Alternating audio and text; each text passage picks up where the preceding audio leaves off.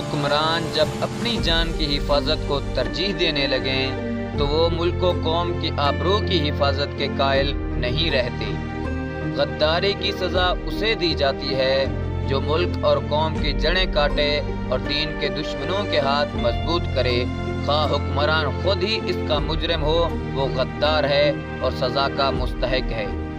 قوم کا ہر فرد اپنی جگہ بادشاہ ہوتا ہے، کسی بھی شخص کو قومی وقار سے محروم نہ کرو۔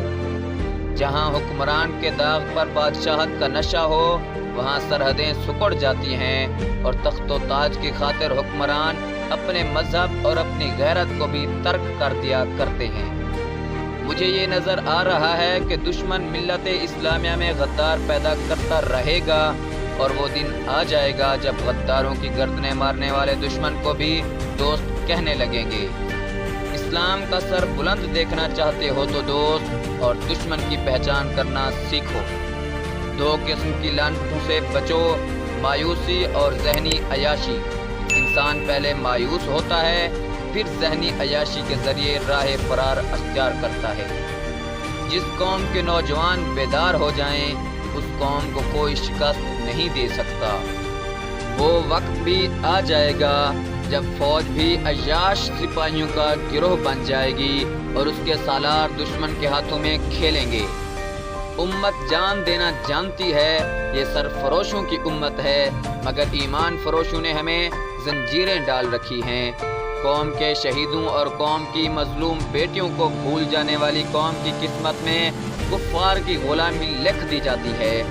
ایک جاسوس دشمن کے پورے لشکر کو شکست دے سکتا ہے اور ایک غدار اپنی پوری قوم کو شکست کی ذلت میں ڈال سکتا ہے۔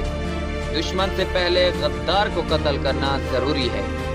مجھے نظر آ رہا ہے کہ فلسطین کا خطہ امن سے ہمیشہ دور ہی رہے گا۔ یاد رکھو، فوج بغیر قوم کے اور قوم بغیر فوج کے دشمن کے لیے آسان شکار ہوتی ہے۔ دفاع کا بہترین طریقہ یہ ہے کہ تم دشمن کی سوچ سے بھی پہلے اسے دبوچ لو۔ باوقار قوم کی طرح زندہ رہنا چاہتے ہو تو اپنی روایات کو نہ بھولو۔ سلطنت اسلامیہ کی کوئی حد نہیں ہے۔ تم نے جس روز اپنے آپ کو اور خدا کے اس عظیم مذہب اسلام کو سرحدوں میں پابند کر لیا، اس روز سے یوں سمجھو کہ تم اپنے ہی قید خانے میں قید ہو جاؤ گے، پھر تمہاری سرحدیں سکڑنے لگیں گی۔ اسلام تلوار کے زور سے پھیلا تھا یا نہیں، لیکن اسلام کے تحفظ کے لیے تلوار کو ضروری سمجھتا ہوں۔ جس قوم کے شاعر بھی وظیفہ خور ہوں، اس قوم کے لیے ذلت و رسوائی ہے۔